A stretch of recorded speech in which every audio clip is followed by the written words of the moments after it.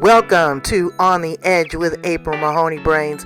Here, this is the spot where the conversation is pointed, the guests are sharp, and the responses are never dull. Welcome home, Brains. There's only one requirement to hang out on the edge, is that you open your big brain and close your small mind. Did you bring your thinking caps? It's time to put them on, because the conversation starts now.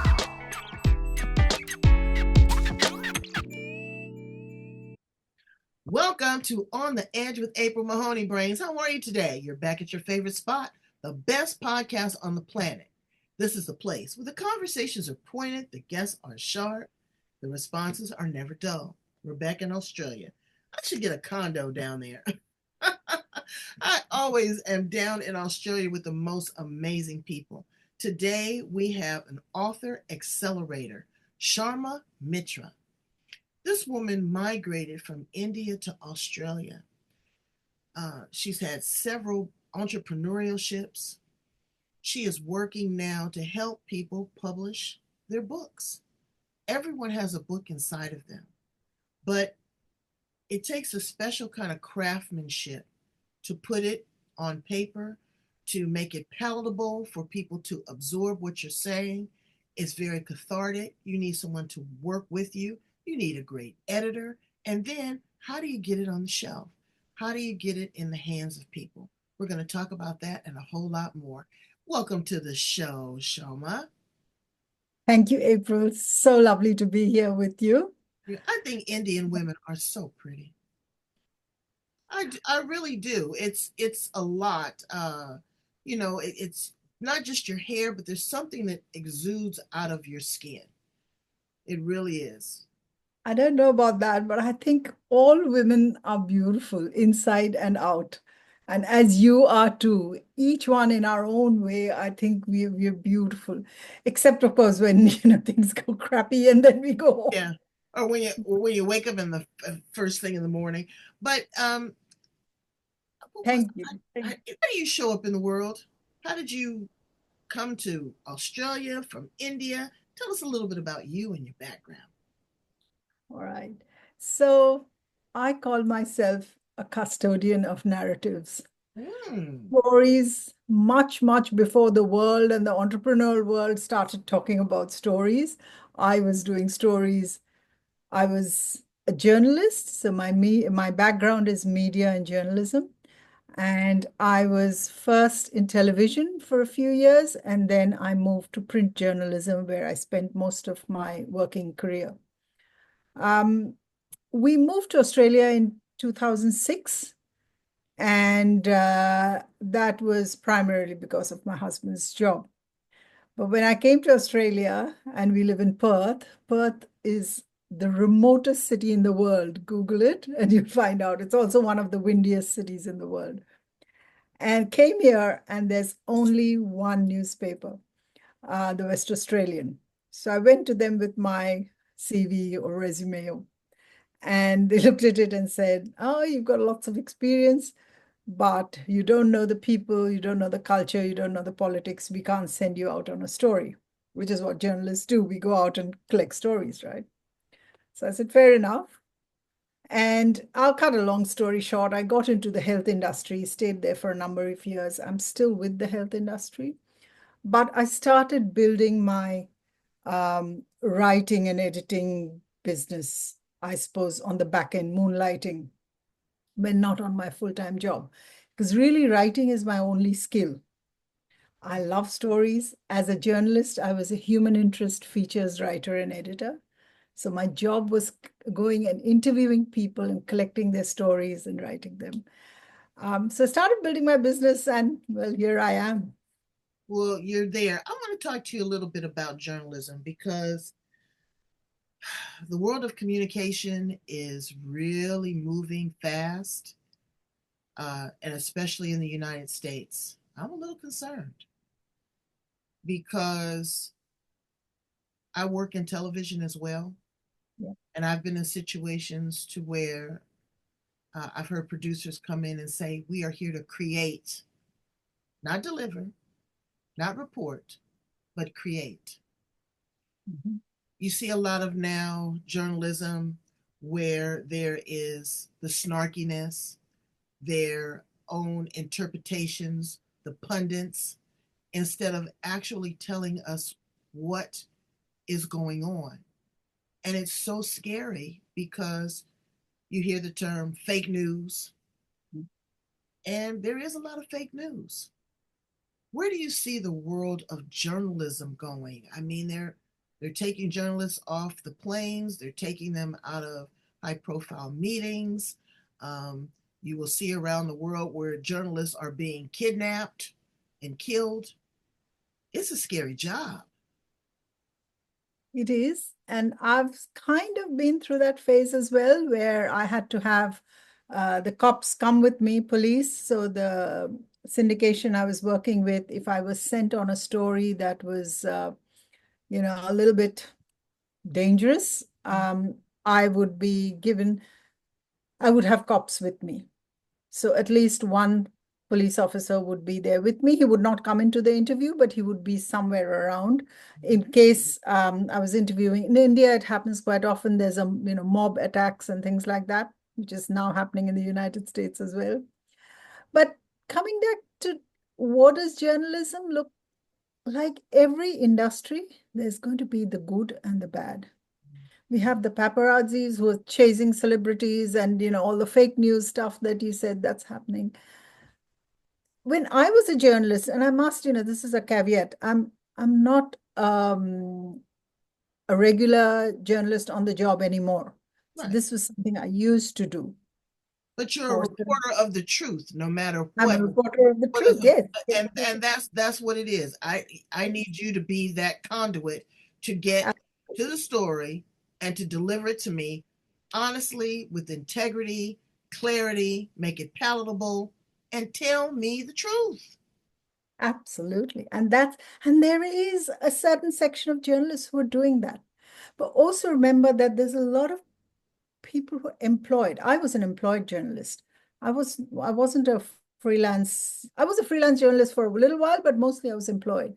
So I had to report to my chief of staff and the marketing team and what got published, which you often say, why are we seeing these stories? Is because they want to make the newspaper or the magazine marketable. So they've got to look at the commercial aspect.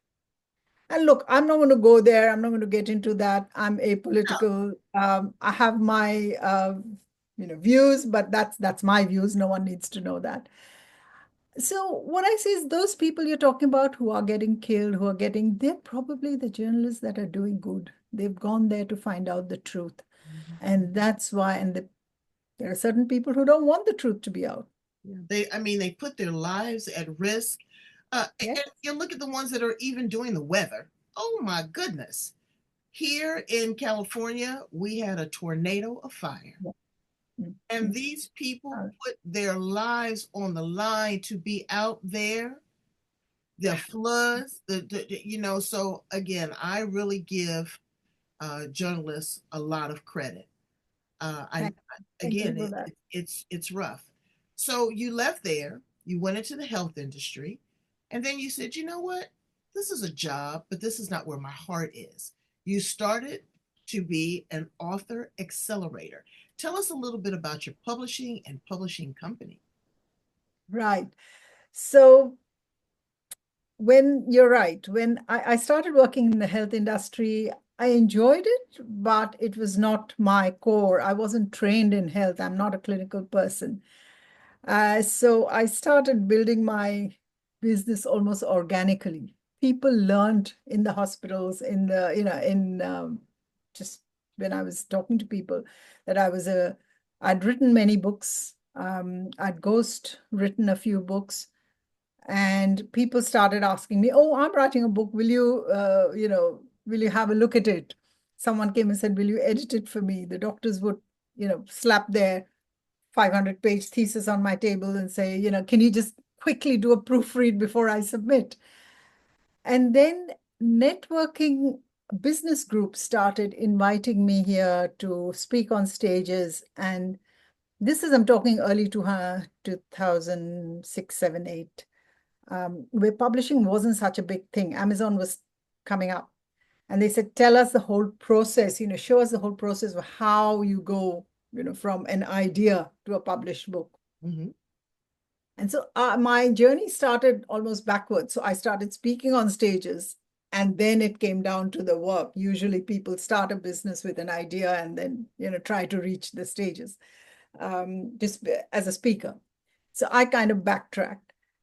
And I just, on a holiday in 2012, we went to Africa, and we were just in the Masai Mara as tourists in a village, in a Masai village.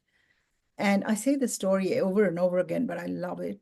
It's what got me to where I am. Mm-hmm. A Masai village headman, we were in the village. He was just sitting on a stool and just watching all of us. He had this beautiful headgear and, the beads and all. So I went up to him and I tried to converse. Now, he spoke Swahili, I spoke English, so it was hand gestures. A bit later, a little while later, a young boy, about 14 or 15, came over, and then he started interpreting for us. And at one point, the village tribesman, the chieftain, asked me, what do you do? And I said, I write. I showed him my hand and I said, I write. And so then he said, and this is the boy interpreting it, we have a saying in our village, whenever an elder dies, a library burns to the ground. Mm. And when he said that, the hair on my hand stood up. I'm not joking, they do. And every time I say that, it's just like, I suddenly clicked, when the penny drops, Mm-hmm. is that this is what I'd been doing all my life. I had been collecting stories as a journalist, writing for papers and magazines. I'd been interviewing people and collecting their stories. Mm. And it's so true. If we don't have these stories, they're lost. And once they're lost, they're gone. We're preserving history.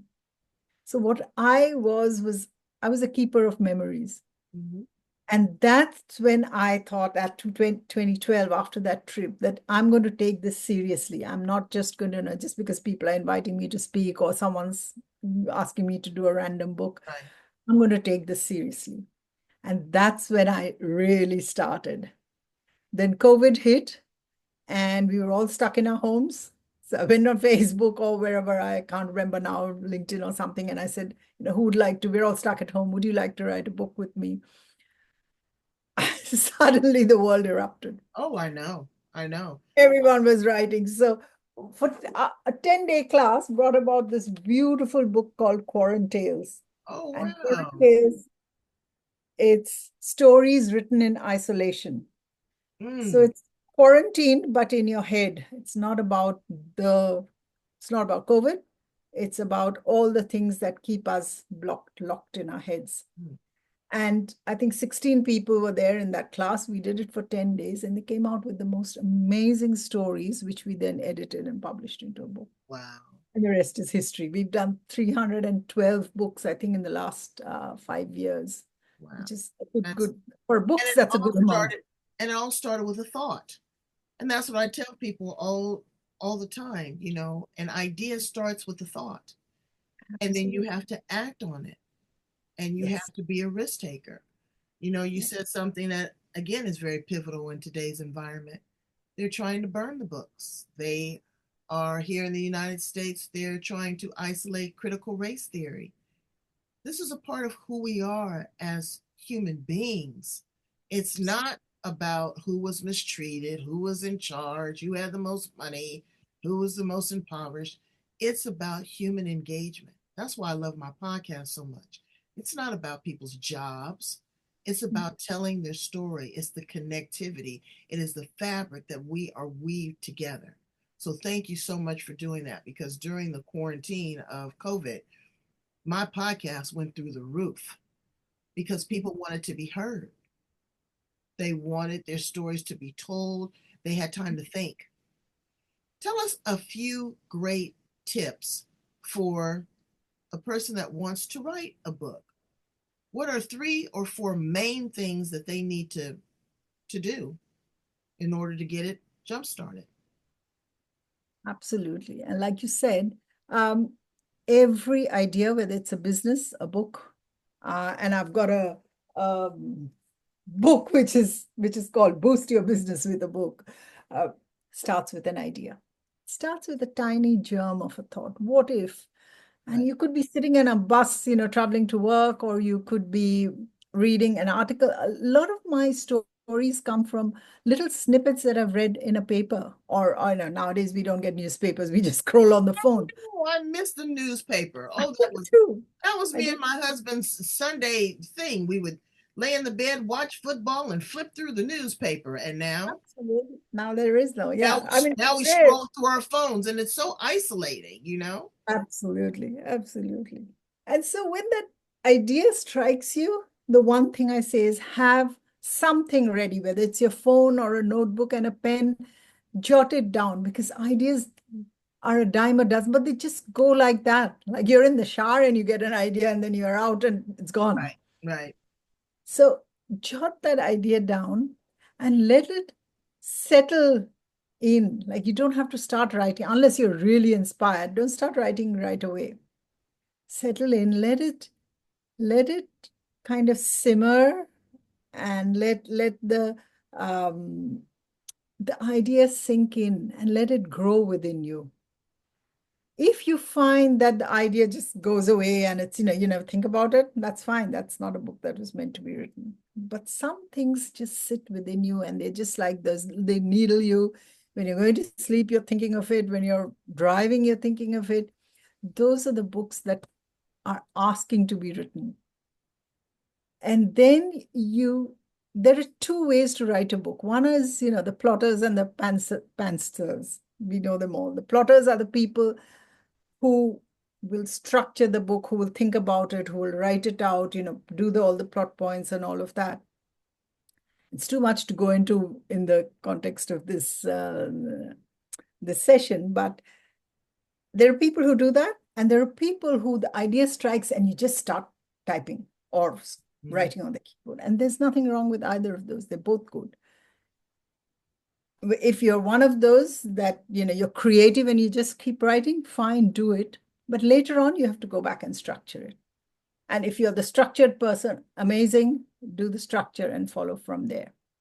So really, all you have to do is keep the ideas going. And then there's a lot of theory behind it, which I won't go into now. Right. I don't know if it answers your question.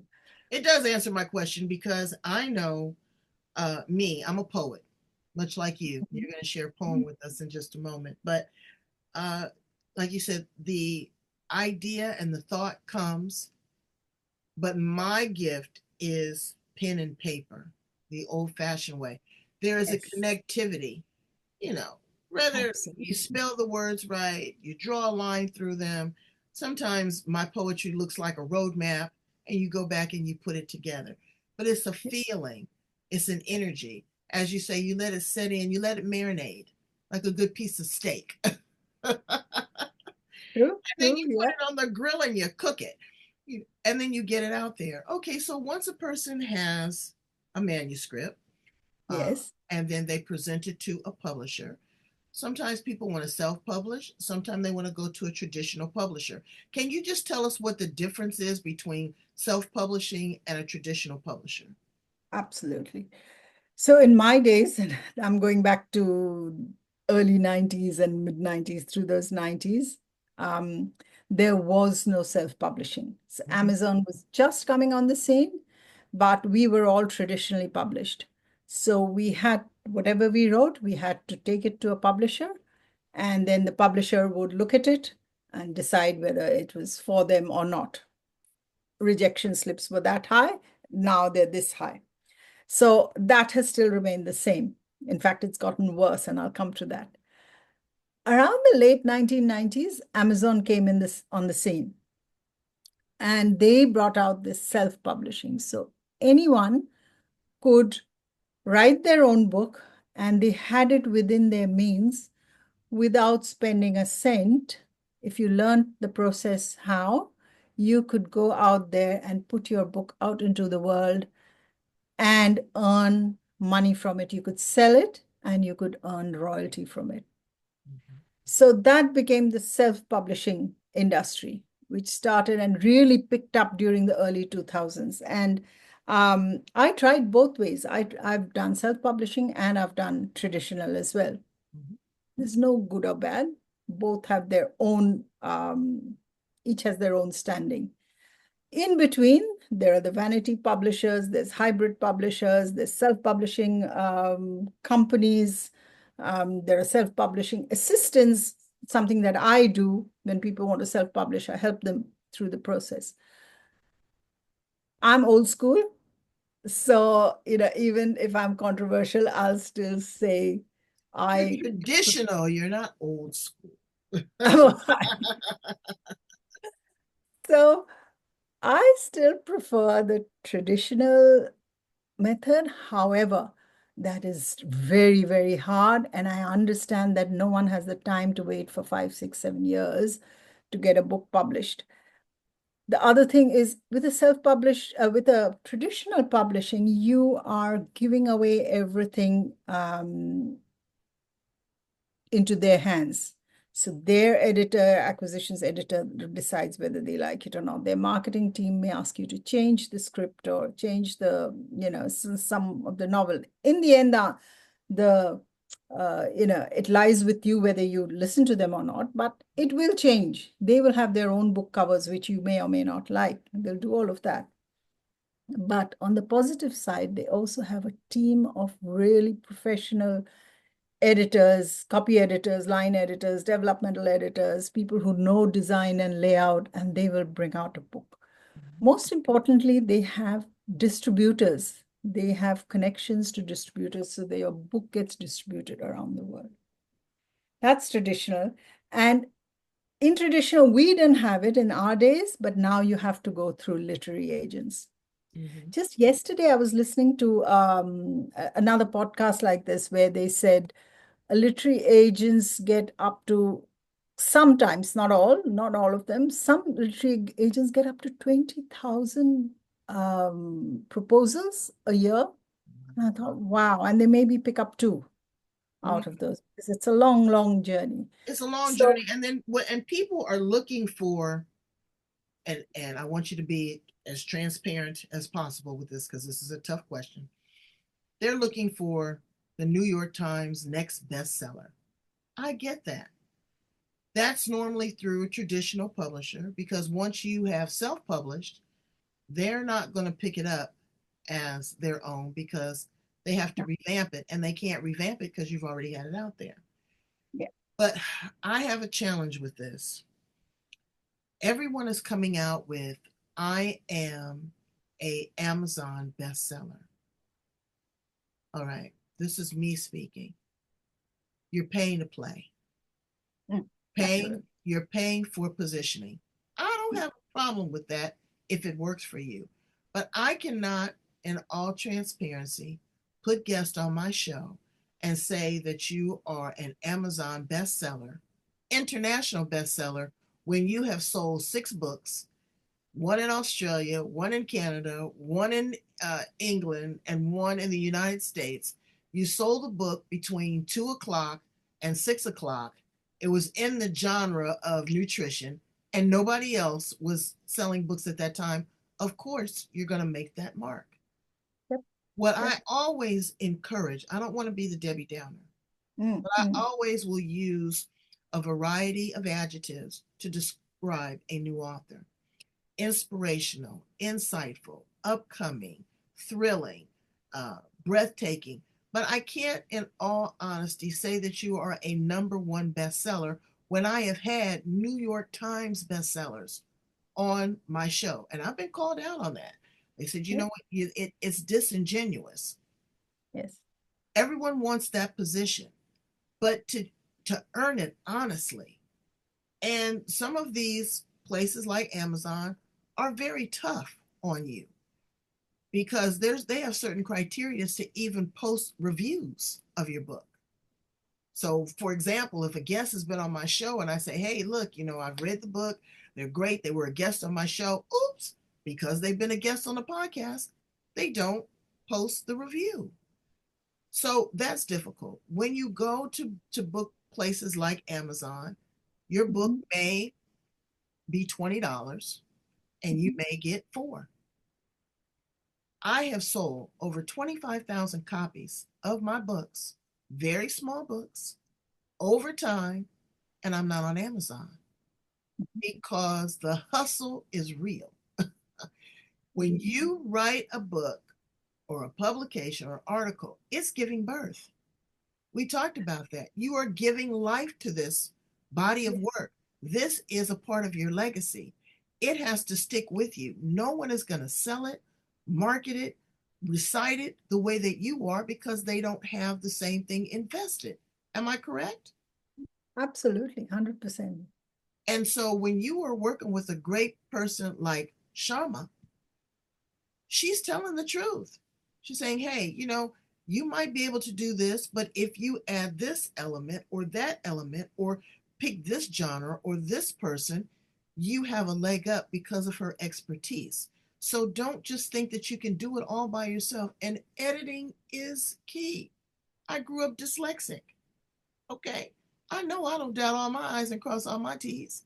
You need to have someone look at that. But editing is not just your grammatical structure. It's also positioning it, making sure that it makes sense, that your characters follow. You might have named Bob at the beginning, and by the time you get to the middle of the book, his name's John because you forgot. Exactly. That everything lines up, that it isn't succinct. Am I talking too much? Absolutely, you're spot on. Everything that I say, you're telling me. Right. And it's difficult. And I want you to win, Brains. I want you to win. I want you to be a real Amazon bestseller. I'll ask people all the time, how many books have you sold? Shama, they don't know. They don't know. And, because they're creatives. I get that. But again, that validates who you are because when someone comes to you and says, oh, I have 3 books, you're going to ask them about the previous books. What has been the success of the book? What is the genre of the book? You're going to ask them those type of questions, right? Absolutely. Yeah. So Yeah. it's tough. So now, not only do you write business and have writing retreats, but you're a poet. Yes, I am. And I'm almost like a hidden poet. I write poetry for myself. I have won awards, and I will read out one of those Hmm. award-winning poetries. And, but I do it purely for pleasure and for myself. So while I have published, I love poetry. I do And too. And poetry is the sweetest, sexiest short story you will ever get. oh, what a lovely way to put it. I'm gonna copy that, steal that now. Absolutely. Absolutely. It is because it tells everything in a snapshot. And if you Yeah. can capture an audience's attention, I do slam poetry. Oh, Um, good. and Yeah. when I go out there and I get the hand claps and I get the finger snaps, and after I do the poetry, someone says, oh my God, I felt that. I was with you. I was this. I get tears. It just really does something to my soul. A It poet does. is a different type of writer. So tell us a Wow. little bit about your poetry, your book of poetry, and you're going to read a poem for us. I will read. So poetry is something I've been writing since I was a child in school, and I just loved it. And it didn't have to rhyme, it didn't have to have rhyme schemes, and all of that I learned later in literature when I studied language and literature. But I'd been creating poems all my life. And then before I even started my writing career, it was really when the internet came on, again, early 90s or maybe even before that. And I was playing around. We had a little, those boxy computers at home. And I was playing around, how to even start up the machine and things like that. And I came across sites then, I don't even know whether they're around yet, which allowed people to publish their poems online. And so I started doing that. And I started getting incredible. There was some like theme poetry. I can't remember the names. I started getting so much good feedback, and I started sending them to poetry competitions. Again, all online. I was in India at this time. Then I found, to my complete surprise, I was winning some of these awards, and most of them were in the US. And I didn't know these people, I didn't know, but I would get boxes and gifts in the mail, a check or two. And at one point, someone, again, I can't remember the company, this is like more than 30 years ago, said, "We want to set your poetry to music." And I thought, oh, that would be so beautiful. So they set a whole series of poems to Baroque music. And I'll read one of those poems from that say a selection. There were about, I don't know, maybe 60 poems in there. And they made it into a CD. We used to have those compact discs in those days. And they sent it to me with all the things and a hardbound, beautifully hardbound book. So I guess in a sense that was traditional publishing without me signing contracts, because and there's along the way I've written lots of poetry. I still scribble in my notebooks. I've got journals and journals. So yeah, and my other favorite is of course memoirs. But would you like me to read one? It's only a bit. Absolutely. Read one for our audience. I love that. Okay, it's very, very short. And it's called Just One More Time. It's just one more time, right? I'm scared of daybreak, for I know not what it will bring. Joy unbounded or heartbreak. Let the night linger. Let the music play.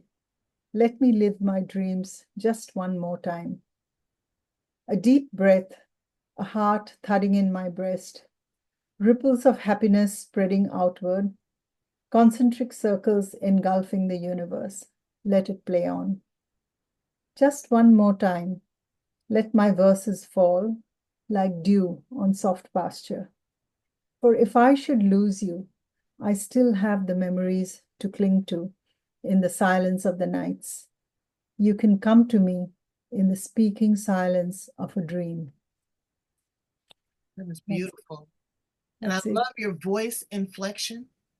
I love Oh, how you have been able to encapsulate a feeling, a moment. So I'm this, going to read you one of my poems. How about that? oh yes, beautiful, yes. This one is called Girlfriends. Friendship. Friends co-write me, delight me, excite me. Friends are people that we have chosen to share in our lives. They invoke your energy and they support your drive. Friends can agree and disagree, but still love each other with a sense of urgency and harmony. Friends can listen to different kind of music, but still groove to the same vibe. Friends can have different color skin, but love each other, looking at only the person within. I am glad that you are my friend. Love it. You know, Beautiful. Love it. and like I said, it's poetry is soft, it's sweet. You have a different level of attention when someone reads poetry because it's like art. Well, it is art, but it's like a picture. It's subjective. Each person can have their own interpretation about what that is. And how often do you write? I haven't written any poetry in a minute, but sometimes I call Gus, God, universe, and spirit all together.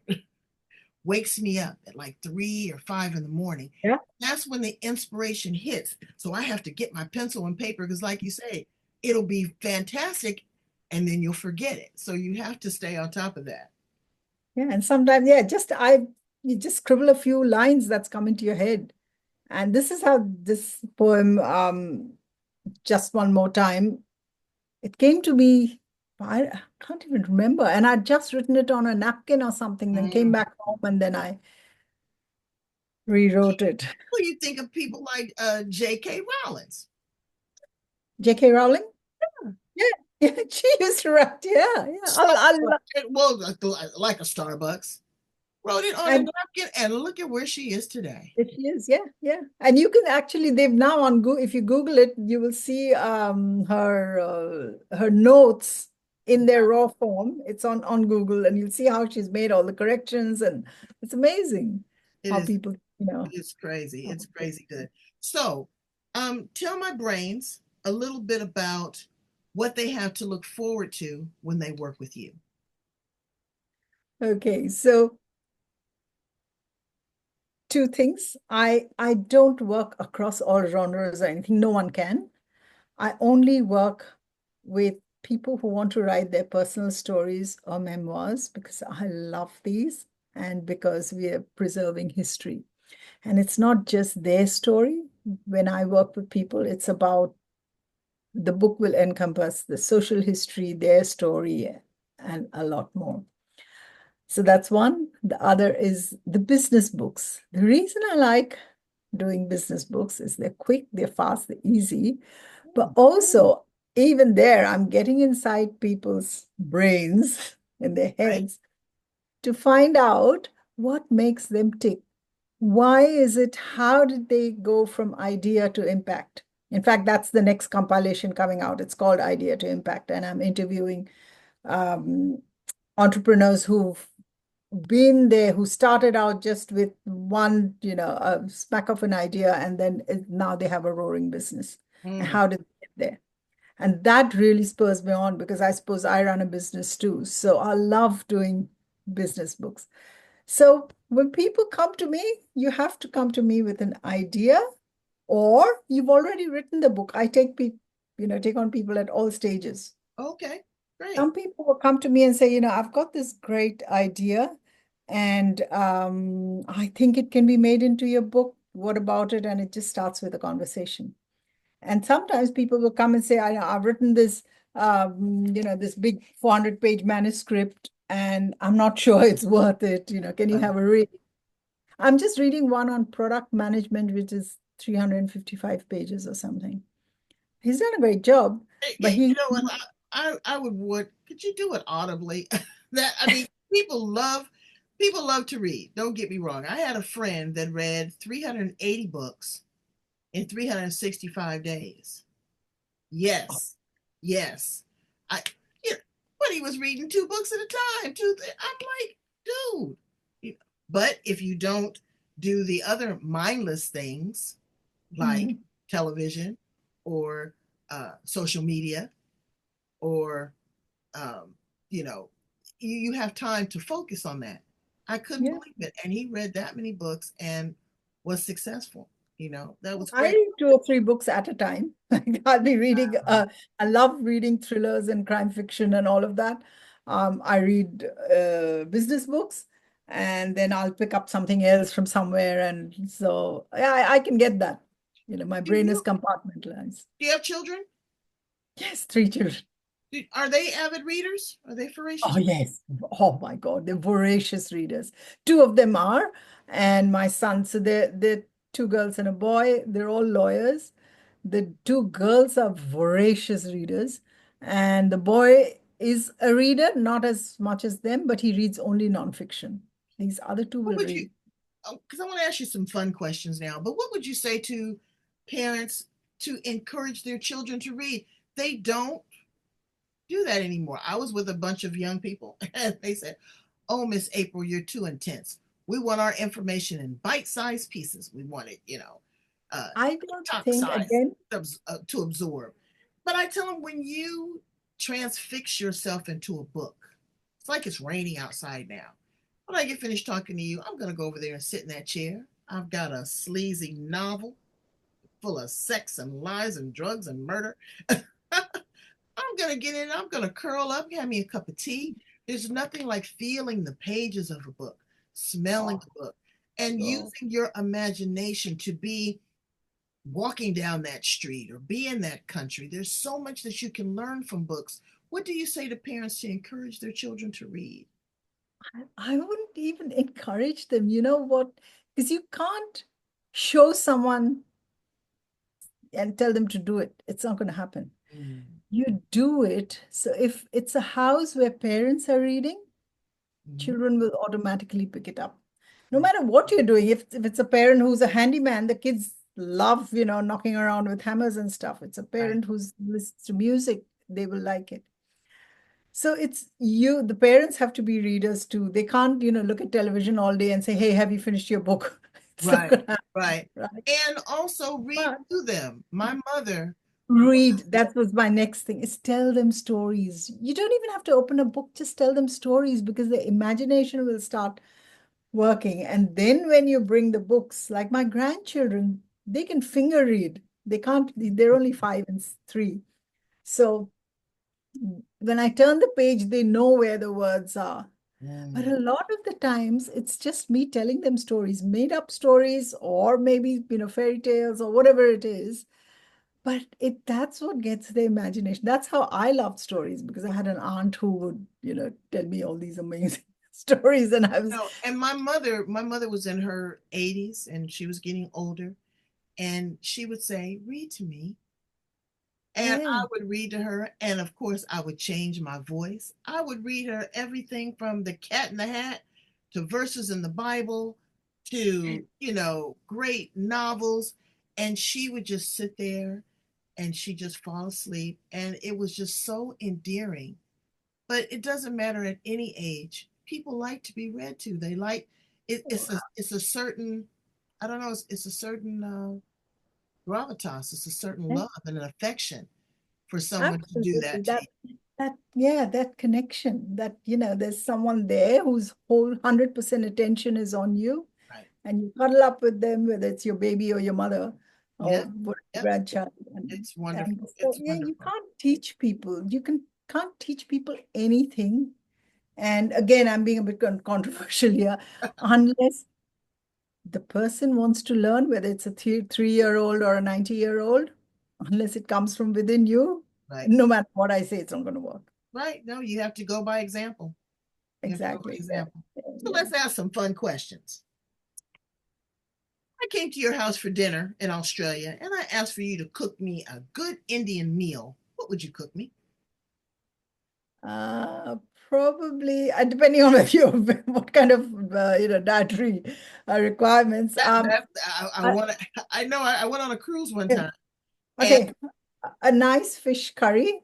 We love ooh, fish, and something that's called dhansak, which is actually a Parsi dish, and it's made with meat, lentils, and vegetables, but it's like a soup with little pieces of meat floating in it, and it will take you to heaven.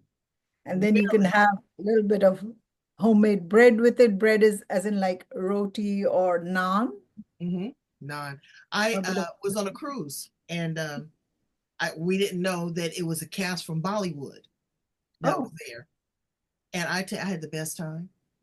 They dressed me up. I got to dance. I got to eat. But the one dining room was specifically for them, and it was all vegetarian.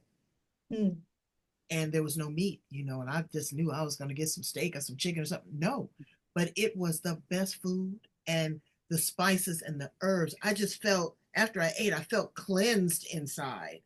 It was really good. It was really good. If you were an yeah. appliance in that same kitchen, what appliance would you be, Shoma? If I was an appliance, I'd, You're looking at, huh? I'd, I'd, probably, I'd probably be the fire that cooks the the meals. I, Really? oh, that's not an appliance, is it? No, give me an appliance. The whisker, the one Ah, with whisk things. okay. That'll be why you like to mix things up, beat things up. Yeah, yeah, because it's that's how a good, I'm an intuitive cook. I can't tell you a recipe. I just put in things. And so a whisking is a mixing, so the ingredients, and that's what makes Okay. good. I'd be the refrigerator. I just want to be somewhere that's cool and I can chill.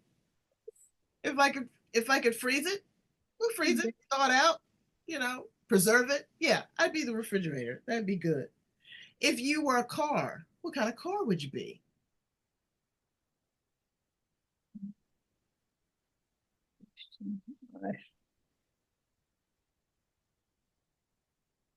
Can I go back to the horse-drawn cars? Yes, you can. Yes, yes. Why I'd would you go probably back to a horse-drawn carriage? because a horse-drawn carriage, I don't know if you've ever ridden one, but it's the I've been most in one. fun, beautiful, lovely, and the clip, clop of the horse's hooves. I love Well, that. it depends on where you are. Now, I've been Yeah, one down in the West, and I've been one in New York City. yeah, To yeah. In New York, Times yeah, Square. Yeah, I mean, we were there last year and we didn't get on one, but it was fun to see them going tuck, tuck, tuck, tuck, along It the- really is. And the ingenuity that it yeah. took to develop one of those. If you could time travel, if you go back to the past, stay here in the present, project to the future, where would you land? I think we all time travel all the time. Mhm. We're all time travelers. There is no present, there is no future, there is no past. We're just traveling through time. Our souls are in different places. Um, and so in that sense, I think we're all time travelers. Think of when you dream and Oh, yeah. you're somewhere else, you are time traveling. Think of the time when you're in your childhood and it's not, we just don't understand it because we're in this one dimension. We can see the head, height, the length, the breadth, and time, which we perceive as time. And it's becoming too philosophical, but No, no, um, I appreciate that because I know that time is an illusion as well. we're It all is. time You know, travelers. I Yeah. mean, you read some religious texts, for example, people were 700 years old, And now. I'm not even religious. I'm not religious at all. So, but I do believe like this is existentialism, like it's Exactly, one. exactly. But even if you're, if you are, in quantum physics, your Mm, energy, your matter, so all of that, is it's very linear. absolutely. What would you tell a person that is ready to start their first novel, first memoir? How would you encourage them? I would tell them if they're serious about it, come and have a chat to me or someone else who's been there, done that before several times, not just one time, many, many times. If it's you, if you can find a developmental editor, an author coach, someone like I've done like I said, we've published over 312 books, Mm. but there are so many other authors who have not finished yet. So then, you could count another 50 or 60 more who were in the process. So what makes a story work? Do all stories work? Does any idea work? Yes, it can, but how do you then progress that idea? Just today, someone was asking me early in the morning that I've got a fabulous beginning and I know the end, but the saggy middle is where I'm stuck, which is where most of us are stuck. How do you progress that? And so having a chat to someone who you respect or who has done a lot of, has been through this process many, many, many times will give you a good idea. And writing groups are fun too. Writing groups are great. Yeah. Writing fun because then you can bounce ideas off of other people. You can hear where they are, where they're stuck. Maybe they can give you some inspiration. So I encourage you, and not someone, Shoma, give her a call, a consultation. I mean, really, 312 with another 50 more in the hopper. She knows what she's doing. She's got an ear for it. She's a journalist. She's a storyteller. She's a collector of stories. And I believe 110% that she's a truth teller. And that's what you want. You want someone, the truth doesn't have to be pretty, brains.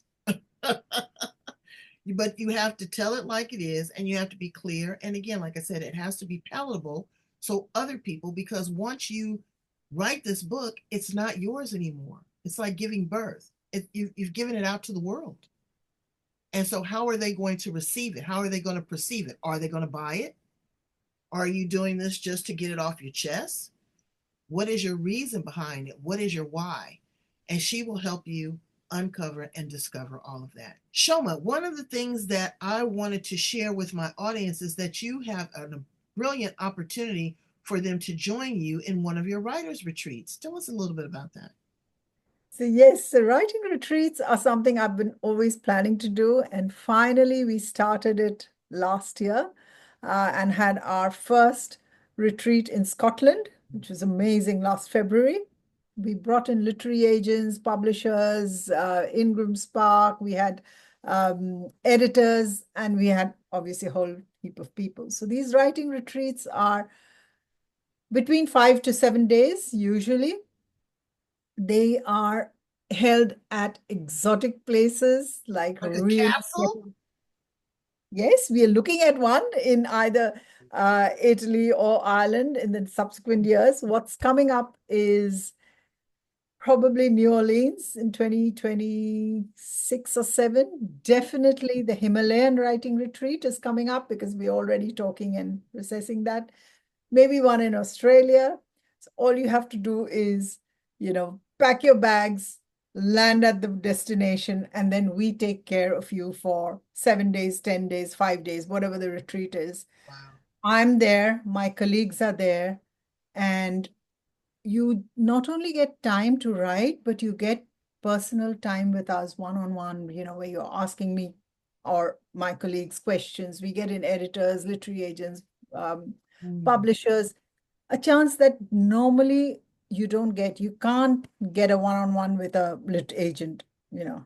So Well, these, people are a little intimidated by that because they go, well, I'm not that caliber of writer. Are you taking from cradle to grave? Are you taking people that are brand new at this, or are you looking for more advanced writers?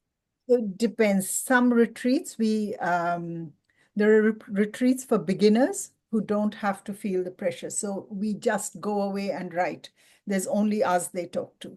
The retreat we did in Scotland were for already published authors. There were some brand new authors, but they'd been writing for a long, long while. Mm. There were a lot of published authors who wanted this face-to-face interaction with literary agents.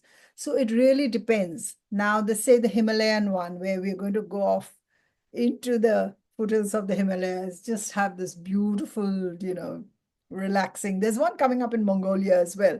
I'm not running it, someone else is, but we're both involved. So if someone's interested, just, That is let me know. that is But absolutely wonderful. then it's just getting away because we don't get the headspace to go away and write. It's very hard to focus. And if you've got a guide with you for those 5 or 7 days, you can go from, just scribbling on your thing and never getting anywhere to finishing a first draft almost. I Mhm. won't say you finish the whole first draft in 5 days, but But yeah, you'll have a good template. You'll have a good starting place. That's absolutely. exciting, Brains. We'll keep you posted. Thank you. You have been so helpful. Thank you so much. I appreciate you and value you. Please tell my brains how to get in contact with you. If you have any upcoming courses, any offers, we'd love to share that.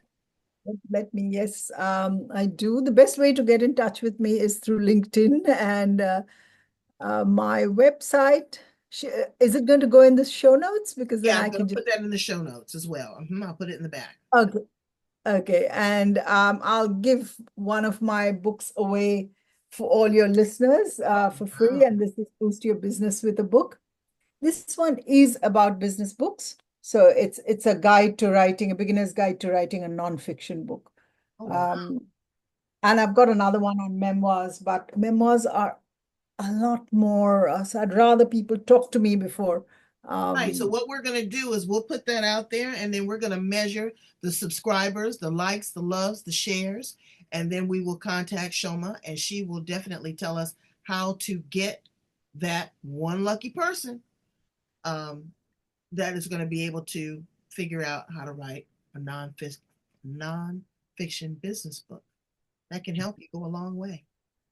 and remember, we all have a story. We are all full of stories, even the most mundane. It's how we put it together and how we show it to the world. Like you said, it's birthing. We are book doulas or whatever you want to, book Right. midwives. Right. A book will be born when it's ready to be born. And you Absolutely. could be waiting 16 years or you could do it in 6 months. Exactly. Well, we want to do it right now. Here on the edge. Brains, I need you to go in. Can you see this? This card is a little dark, but you know where to find me. I am on Instagram. I'm on Facebook. I'm on LinkedIn. I am on Google. I'm on Spotify. I'm on Spreaker. Now, we have moved from Blog Talk over to Spreaker. All that information will be there. Don't let me down. I need you to subscribe, raise those numbers, and share this with the next person that is inspired to write a book, to tell a story, to give birth to meaning. Thank you so much, Shoma. You are the best. You are too, April. Thank you so much for having me. Okay. Bye, brains. Have a good day. Tell a good story. Write a poem.